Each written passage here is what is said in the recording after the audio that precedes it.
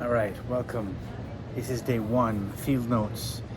I'm at the RDU airport, the Raleigh Durham airport here in the United States, in Raleigh.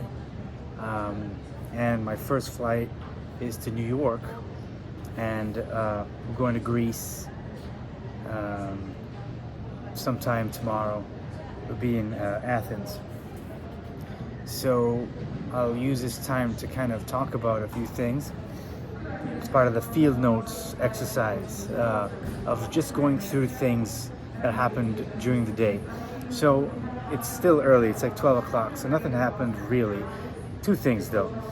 You don't realize how globalized we are until you think about it. Like, that's the thing about this trip, is that I'll be doing a lot of experiencing and thinking. And so I have a habit of, before I fly anywhere, I put my bags right next to the door and I just sit in quiet, in peace, just to make sure that I have everything and I'm in the right frame of mind. And that actually comes from a Russian or Eastern European practice. I don't know what it's called, but one of my friends told me about it and I began to do it. So you don't realize how globalized, we are until you really start to analyze those little moments in your life. So, but the big thing about this project is that it explores nationalism and nationalist identity as it relates to food. And again, like, I have my preconceived notions of what I'm looking for, but I'm going to use this opportunity to let the data drive the theory, and let the data drive the approach, the methodological approach. I already wrote a couple of chapters. I wrote the theory chapter, I wrote an American chapter, American nationalism chapter, and what American food means to American national identity. And I spent a lot of time in the beginning looking at capitalism and the wonder that is capitalism, in that it brings us a lot of the fruits of the world, starting from the British Empire, the free trade regime that existed during the British Empire, bringing spices to the old world from the so-called New World, India, the Caribbean, the Americas, and so forth. And so a lot of the things that we enjoy in the United States is because of globalization. It's because of, every food. If you think of any food, like, where does tomatoes come from? South America. So tabbouleh is nothing for me without tomatoes. I like a little bit more tomatoes in my tabbouleh, but that's probably going to start a war. So, but for now, I want to think about American food a little bit. And when you're on the go, there's nothing like a nice juicy burger. All right. So what is a burger? A burger is bread, right? So you don't mess up your hands. You have meat, protein, you have vegetables, you have a little sauce for a kick, So that's what we have today. We have a burger. And, the whole chapter on American nationalism and American food is all about the idea of getting people going to where they need to go. Like, if you need food to go to your job, that's where American food really shines. It delivers calories, and it delivers calories in the most delicious way. If you look at this burger, it's from BurgerFi. It's been sitting in here for a bit because I was trying to find a nice quiet spot. But look at that. Isn't that gorgeous? Right? That's a salad.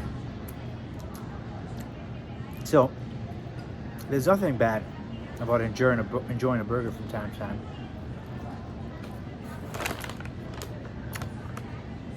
And in many ways, traveling is my excuse to pick out. So this burger is going to be consumed very quickly because I need to get some snacks for the plane, and I also need to get a meal because I hate airplane food, and I got to get something to read because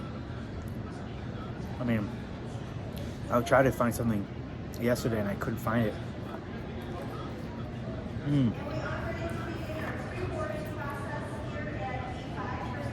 Of course,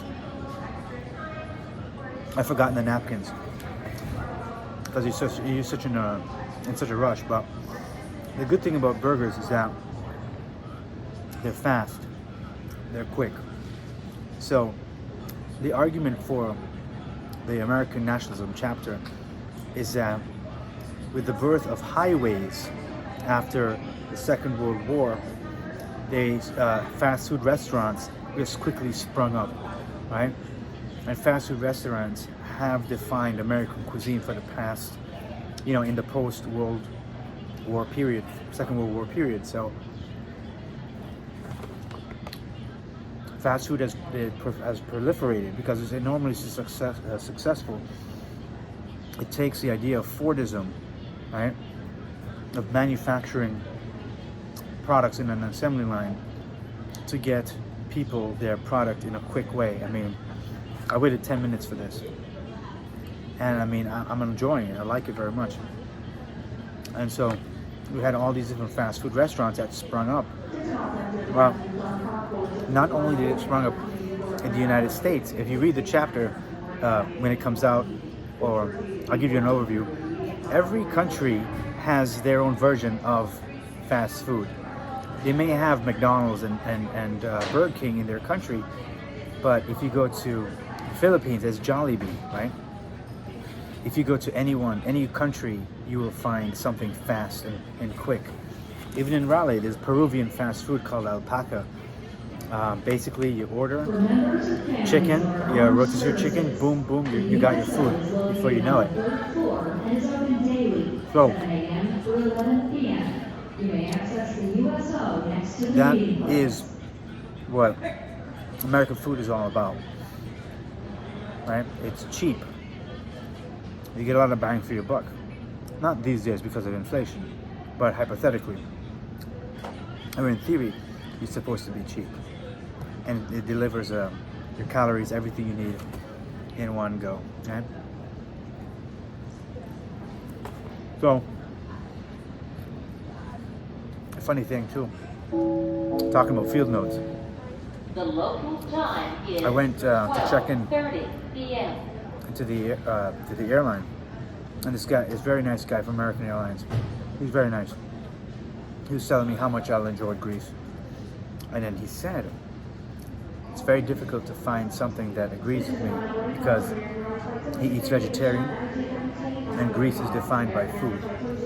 And he only told me that once I told him what I was doing. I'm out to do to write a book on food, and he was very happy to tell me about his experiences in Greece regarding food. So that's something nice, and I think that gave me a very important impression that this trip is going to be it's not going to be difficult, because once you say what your purpose is, everything sort of opens up, right? So it's not going to be hard. It's going to work. It's going to be fun, but it's also going to be, this is a job, so this is something this is a great opportunity, and I really want to do a good job. So what I'll do is, I'll just go with the flow. Every day there's something to do. And, on the weekends, I want to go to cultural museums and maybe even do a food tour. So that'll be like my fun. So I'll be working but having fun at the same time. And of course, try to get those interviews that I so need. Anyway, I'm gonna finish this. I hope you enjoyed it. This is day one, so there'll be more of these. If I feel the need to do a new video, I'll definitely do it on the same day. It doesn't have to be one per day, but that's all I got, and thank you very much.